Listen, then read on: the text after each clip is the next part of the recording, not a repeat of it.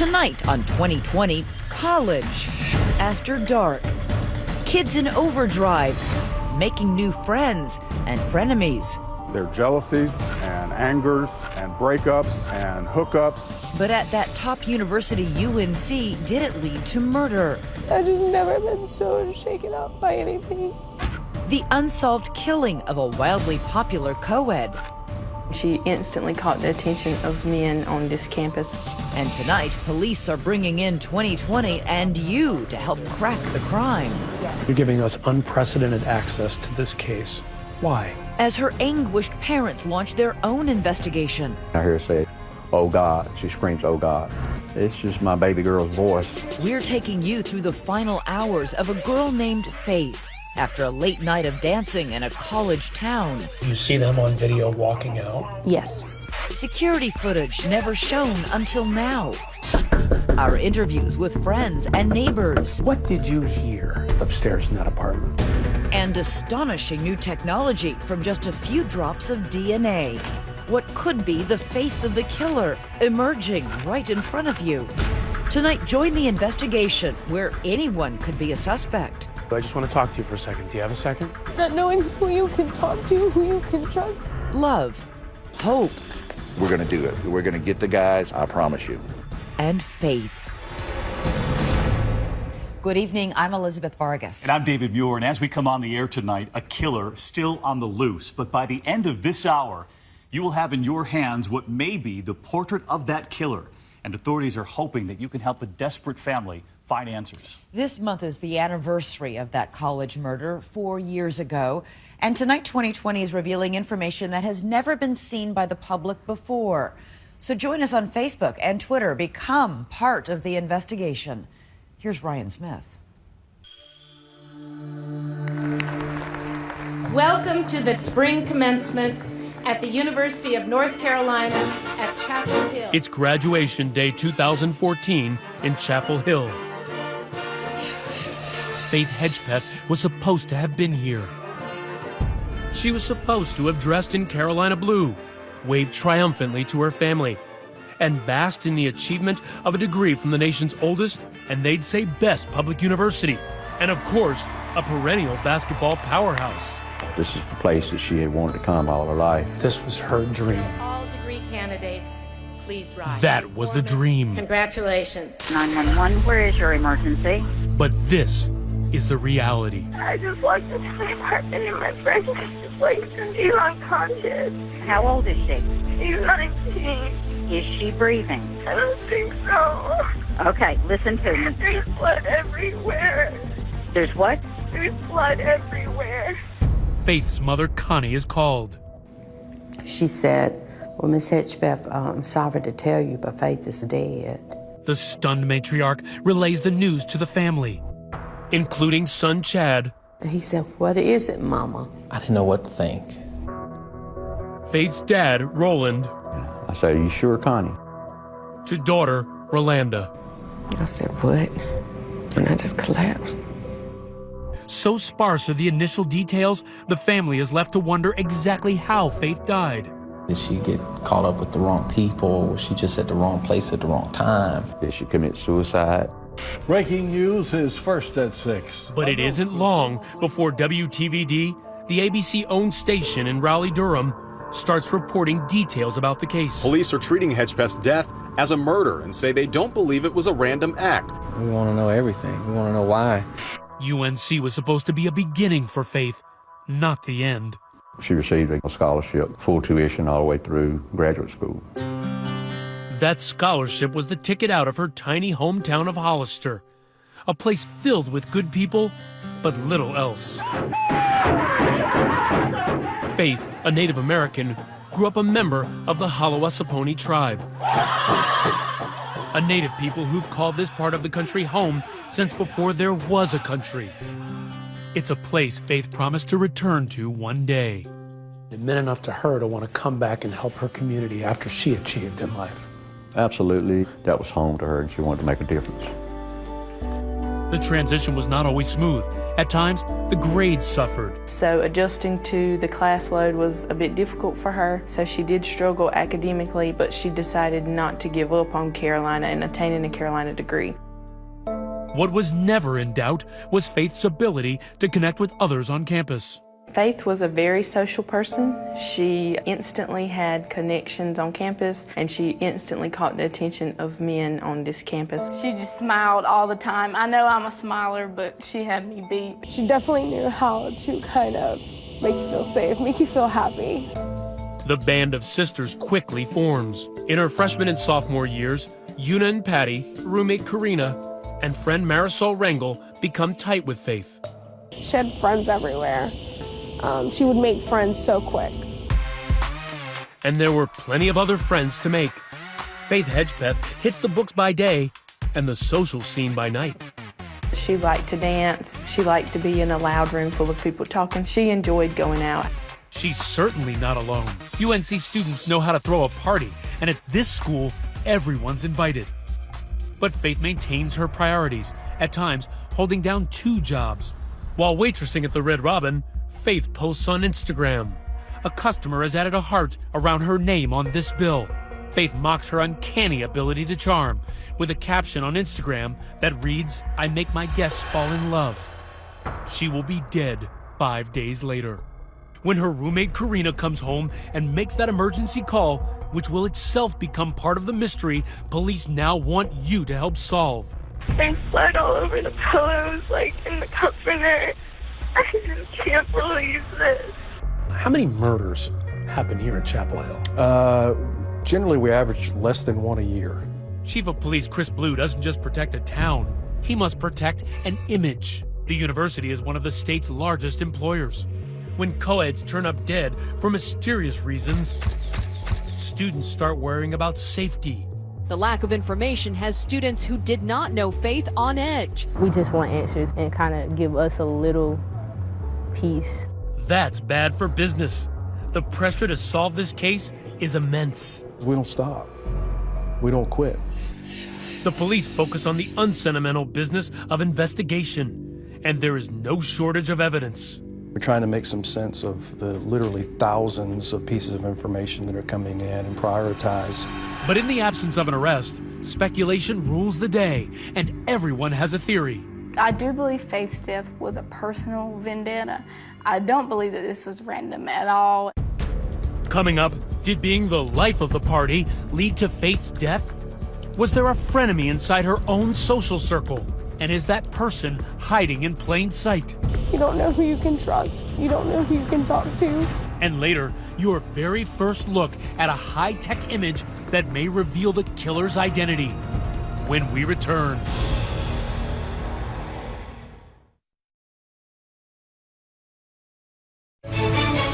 "2020 continues with love, hope, and faith.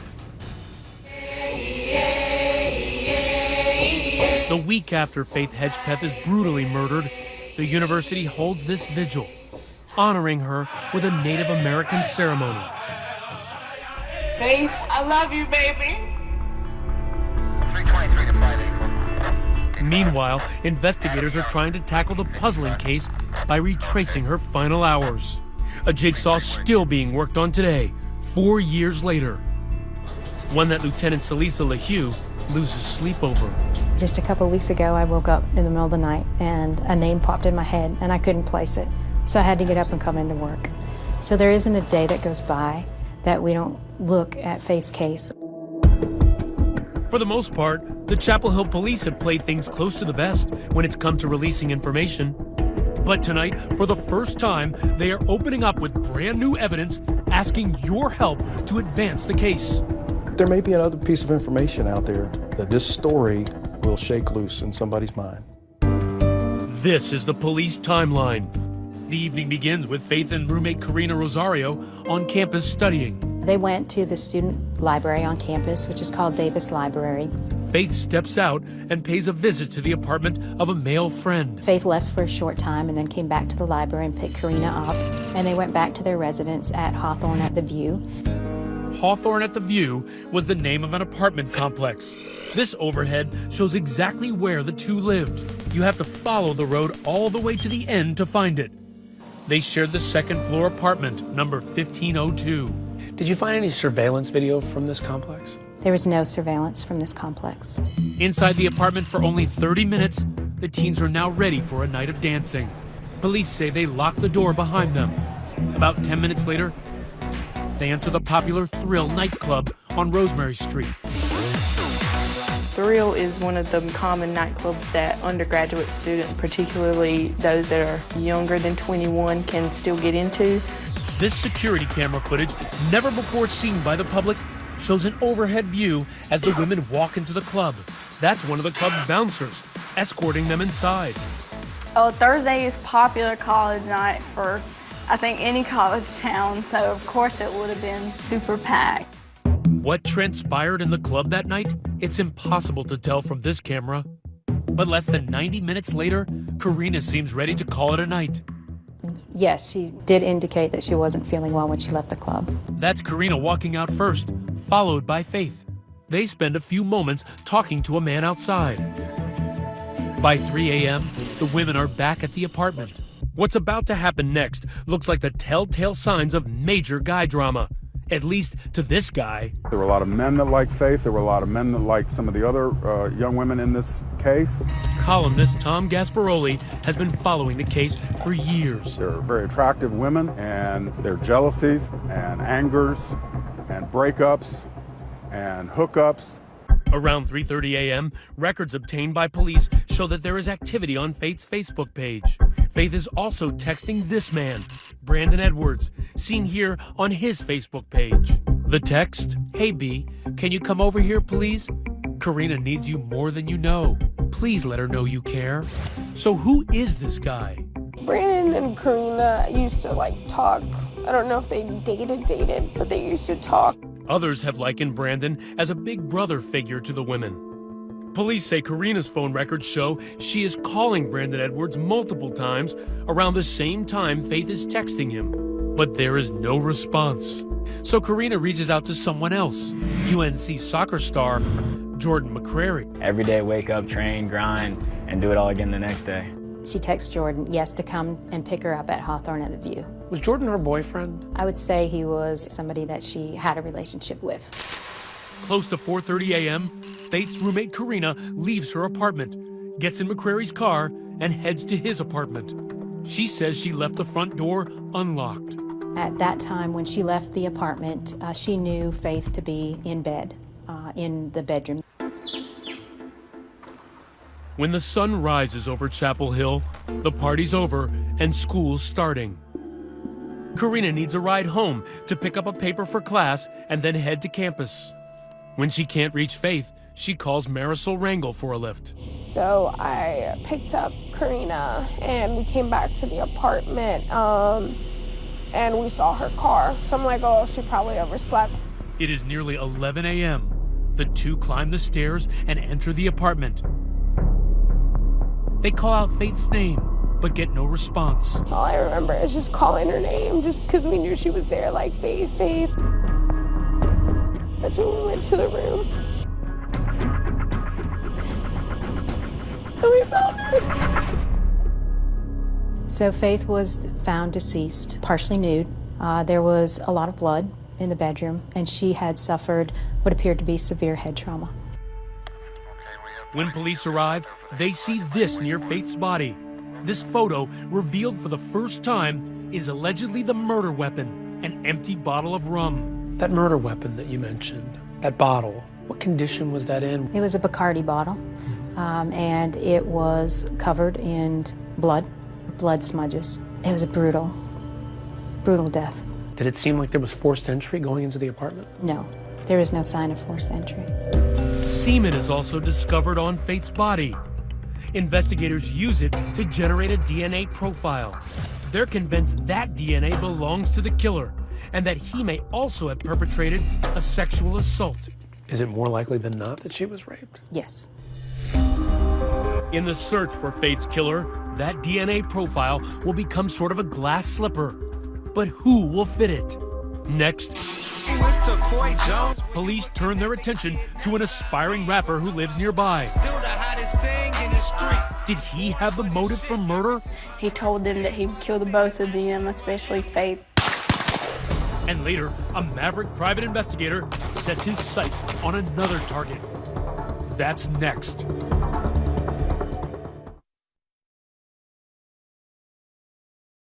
When a college student is killed, the problem isn't a shortage of suspects, it's the surplus. Faith knew hundreds of people. She was very personable, loved by many. So as time went on, it grew and grew. With a young, socially outgoing victim at the center of the case, the cell phone records and social media connections alone give police a vast supply of leads to run down. How many people have you pursued in this case, either for information or as a possible person of interest? Over 1,800. It just boggles the mind when I hear the number, but how hard is that investigation for you to narrow down? You know, it's difficult. Again, Faith was very outgoing. She had a lot of friends. Chapel Hill investigators were able to link multiple men to the murdered UNC student. Police say some of the men were reluctant to provide DNA, while some flat out refused. Think about this. In just the 90 minutes Faith spent at the Thrill that night, police learned that she mingled with a veritable rogues gallery. There was the crack dealer and gun runner who was also a police informant. An unstable student who police say once threatened to shoot his mother's boyfriend in the head. And the guy Faith walked out of the club with. Cops say when he was later interviewed, he made suspicious statements. All were later eliminated through a DNA process. But checking out each and every story is proving to be a time-consuming process. How do you rein all that in? You'll eliminate them fairly quickly, but you still have to find them and you still have to interview them. And that can be labor-intensive. So, 3 frustrating months after Faith Hedgepeth's murder, the Chapel Hill PD asks for help and gets it. The FBI comes on board and develops a profile of the killer. Former FBI profiler Brad Garrett, now an ABC News consultant, says a profile can perform a useful, and in this case vital, function of narrowing down the suspect pool. The FBI's Behavioral Analysis Unit tells the Chapel Hill police they believe the killer knew Hedgepeth. You look at all of these head injuries and think about how they were inflicted. You're talking about being as close as you and I, hitting you in the head with a bottle. Where you're looking at me, I'm looking at you. You can't get much more personal than that. The profile goes on to say the killer may have lived close to Faith at one time. That would suggest to me that your killer knows the building, knows the location, and didn't just wander upon this particular apartment building and randomly pick this door and walk through it and commit this horrendous act. The FBI believes the killer has made comments about Faith to close associates. In other words, have said something to somebody. Not as direct as, I killed her, but something about that sort of puts him in this case. And the profile says the killer may take an unusual interest in the case. They want to look at every news presentation. They want to read every article. They want to go online and talk about it. Chapel Hill police say the profile matched some of the traits of Eric Tacoy Jones, a local rapper trying to make it big.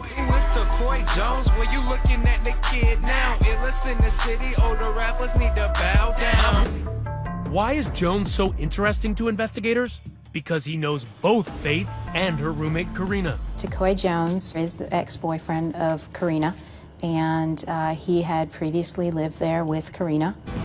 The two dated until the relationship went sour after Jones allegedly got violent. He was very jealous of Karina, and who she could talk to and what she could do. Court papers allege the rapper came into apartment 1502 and was verbally abusive to Karina and pushed her to the ground. 5 days later, Jones allegedly broke into the apartment after Karina had the locks changed. So she brought a restraining order against him? Yes.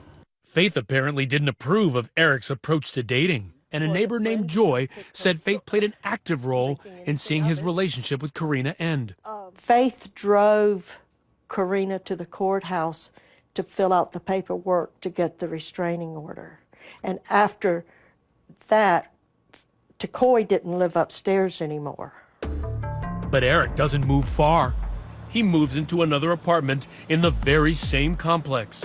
After Faith is murdered, Jones comes down the street and sings her praises to WTVD near the crime scene. Faith was the sweetest person in the world. I can't believe it, but I'm still in shock. It's unreal. Problem is, Faith's friend Patricia Locklear says Faith told her Jones struck a much different tone a few months earlier, even before the restraining order was requested. He told them that he would kill the both of them, especially Faith, if she tried to keep Karina from him. Was Jones so enraged that he would eliminate the woman who stood between him and Karina? In the days before and after the murder, Jones is texting and on social media asking for forgiveness for his sins. He does not get specific. Yeah, Karina was scared of him. Just because it's a person that you just don't know how they're gonna react with anything. Cops won't tell us where the rapper was on the night of the murder, although they do say he was not at the Thrill nightclub. So Eric Decoy Jones, if he wasn't involved in this case, it seems like there are a lot of coincidences surrounding him. At this point in time, there's not enough evidence to arrest Decoy Jones. Eric Decoy Jones has at least one thing going for him in this case. You tested his DNA. Yes. Was he a match for any of that DNA on Faith or in that apartment? No. But cops say there's a chance he knows who is a match. Is Decoy Jones a person of interest in this case? He remains a person of interest. We made numerous attempts to contact Mr. Jones and finally reached him. The man who at one time couldn't stop talking about the crime. Whoever did this deserves to burn. Now says he'll have no further comment for 2020 or the Chapel Hill police. So far, there have been no answers. All of a sudden, it's the first anniversary of the murder. It doesn't get any easier. It's always on my mind. Roland and the rest of the family attend this flower-filled memorial on campus. I pray that we won't be here next year talking about, the case is not solved. But at this point, in 2013, the family members are the only ones talking. The police have clamped down on any public statements. I can't think of a murder like this of a college student, high profile in a small town, a college town, where so little key information was talked about or released for so long. Frustrated by the sound of silence, columnist Tom Gasparoli decides to make a little noise of his own. Good to see you. I decided to start a blog and do whatever I could, as provocatively as I could, to get some information or to keep the story out there. Gasparoli attempts to fill in the blanks by focusing on Faith's male acquaintances. Some of the gentlemen around the situation, the guys, college students and otherwise, they didn't want to talk. But the drip of information is about to change. Next, police release a trove of disturbing new evidence, including a note cops say is written by the killer himself. Who leaves a note? Serial killers sometimes leave notes for the authorities. Who was this note for? And who was it written by? Could a butt dial phone call provide a valuable clue? It's just my baby girl's voice. Stay with us.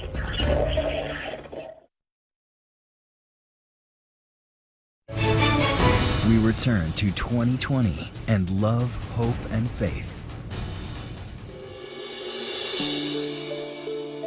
The case that nearly everyone assumed would culminate in a quick arrest is now moving at a glacial speed. Nearly 2 years later, and with at least 2 agencies investigating, there have been no arrests. With each passing day, frustration grows. I know that police officers probably have a lot of different cases, but it's when it's someone that close, it's you want an answer.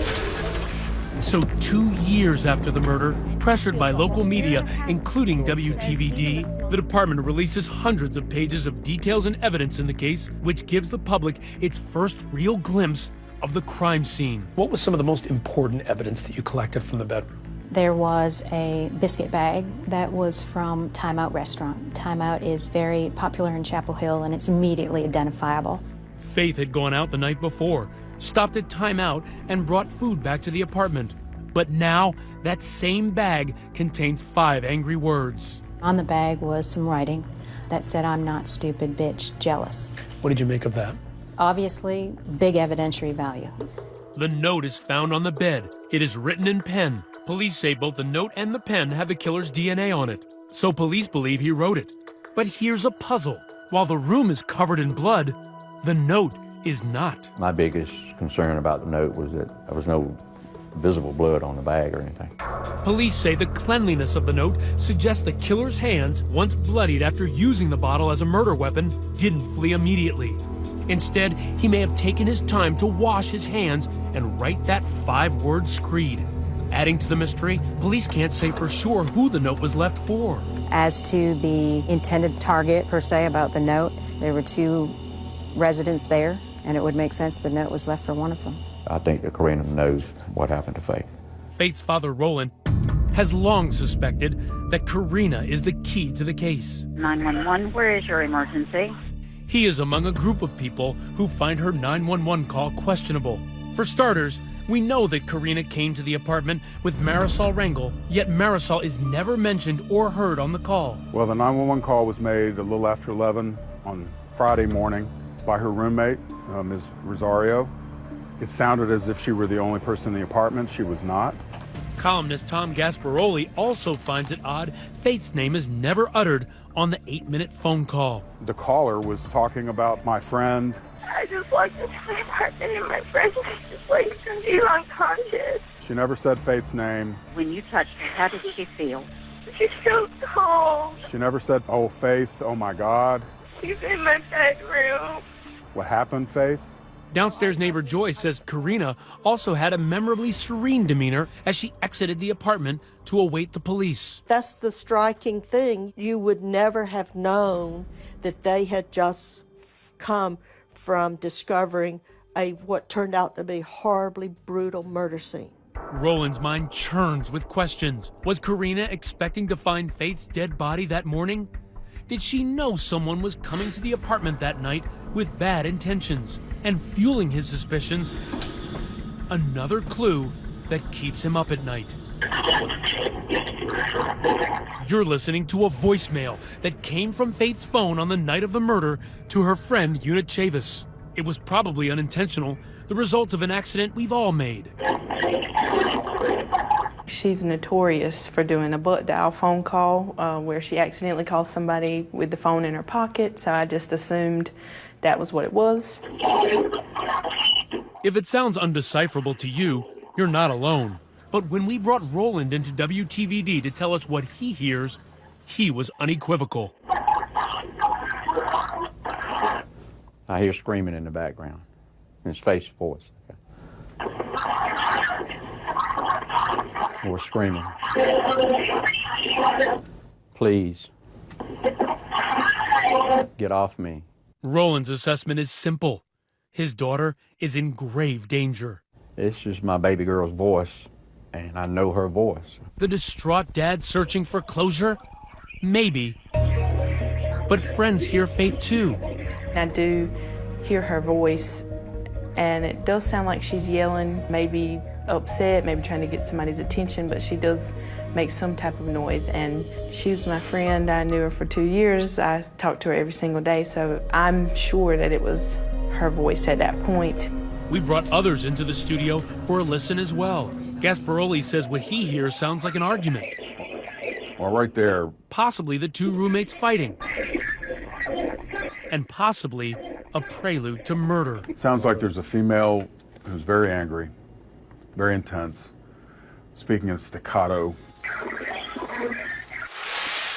Police will say only that the timestamp and the voicemail itself confirm that it was received while Faith and friends were at the Thrill nightclub. Listen to what could be music. There is speaking and or music in the background. You can hear certain pitches of information. 2020 presented the tape to a lab used by the FBI to see if it could be enhanced. They said it could not. The voicemail, where is your emergency? The 911 call, the testimony of the downstairs neighbor. We tried to get some clarity about this from Karina. So, after numerous attempts to reach her, Karina? Hi, I'm Ryan Smith with ABC News' 2020. We went to talk to her ourselves. Okay, I just wanted to know if there was a chance for us to talk to you. We just want to clear the record on the Faith Hedgepeth case and really just kind of get your story out. Is there any way that we can talk to you at some point? We just had no other way to reach you. She did not want to talk to us, but she has been talking with police. A lot. How many times has the Chapel Hill Police Department interviewed her? I would estimate over 10 times. Has she been cooperative? Yes. From that 911 call, do you think that there was something that Karina was hiding? I think that there were questions that resulted from that 911 call that we had to clarify with Karina, and whether or not, you know, she is giving us all of the information that she knows, and or truthful information, you know, continues to be under investigation. Karina Rosario. Now, she has never been a suspect. Police have made that clear to us. But she didn't mention Faith's name on the 911 call. Is that a problem? No, and the reason why, when people are in crisis, every one of us do it. We're in a tunnel. So it's entirely possible that Karina is telling everything she knows, and when the killer is finally caught, it may be somebody she never suspected. Exactly. But now the family isn't just waiting for the cops to solve the case. They've turned for help to some private investigators who are about to come up with their own theory about someone who they feel has handwriting resembling the letters on that note. Coming up, will it be the police or the PIs to track down a killer first? And revealed for the first time tonight, the DNA-generated face that may launch 1,000 tips.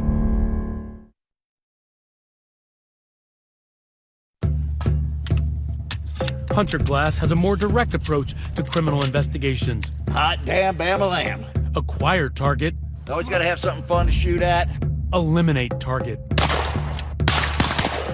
This Army airborne vet and ex-cop, now a private investigator, has been working Faith's case on and off pro bono for the past 2 years.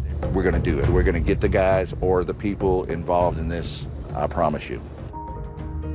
From the beginning, Hunter has theorized that the murders stemmed from an argument between Faith and Karina, possibly over dating or relationships. Do you think what happened to Faith may have started at this club? I believe that it actually started before this club. I just think that Faith found out about it at the club. Hunter also thinks the infamous butt dial call from the club is evidence of a heated dispute, even though, again, police say it's unintelligible. It's like, help me. It's like almost a scream, help me. What's the accelerant that happened in that club that led to Faith's death? Well, it's written on the letter. Jealousy. I believe that we may have an angry person who is very jealous of Faith. But here's the trouble with the theory. It means the murderer was probably a man intimately connected to Faith or Karina. And by now, practically every man connected to them at all has been swabbed and eliminated by police. Eliminated is a tough word. They weren't a match. It doesn't mean that somebody doesn't have further knowledge or somebody isn't involved in Faith's death. It's really the central contradiction of the whole case.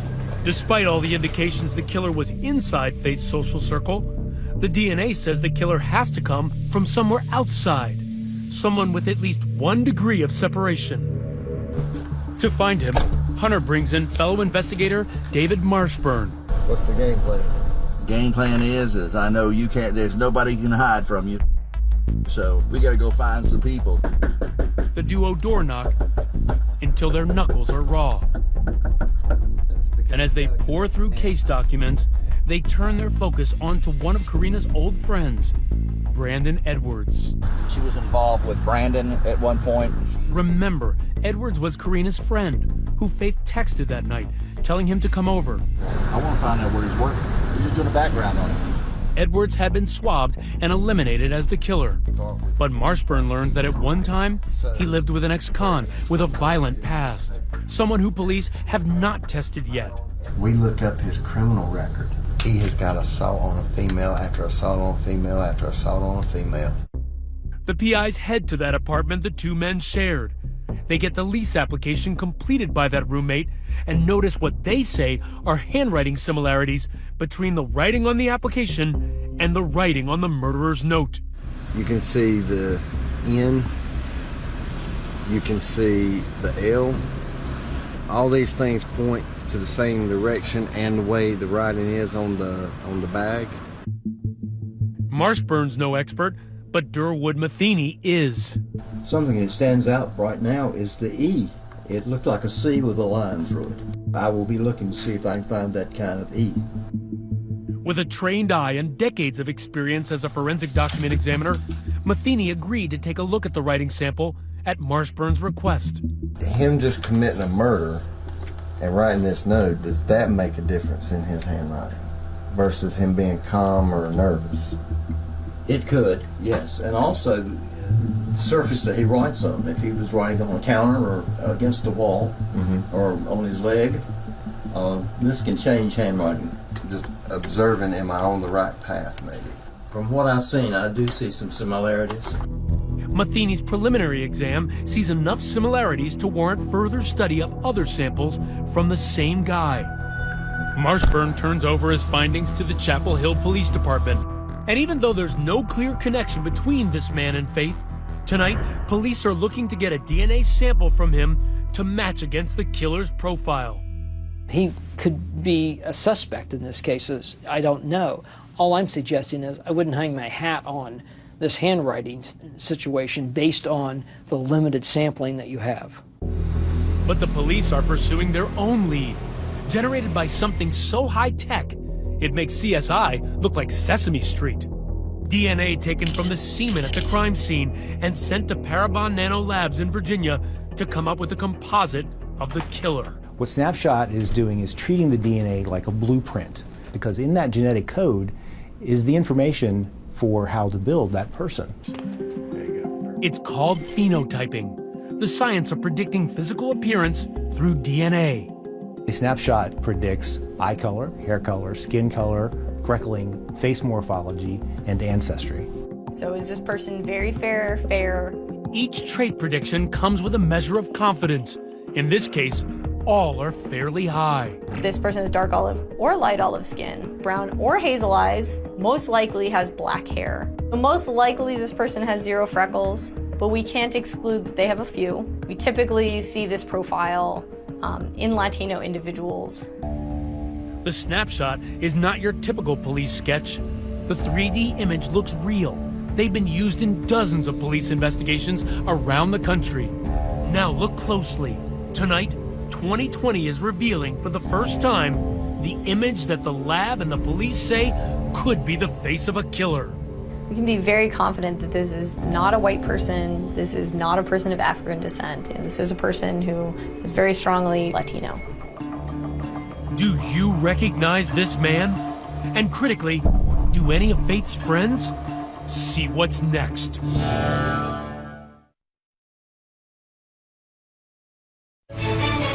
Love, hope, and faith continues on 2020. It's been nearly 4 years now since UNC student Faith Hedgepeth was murdered, and her killer has still not been found.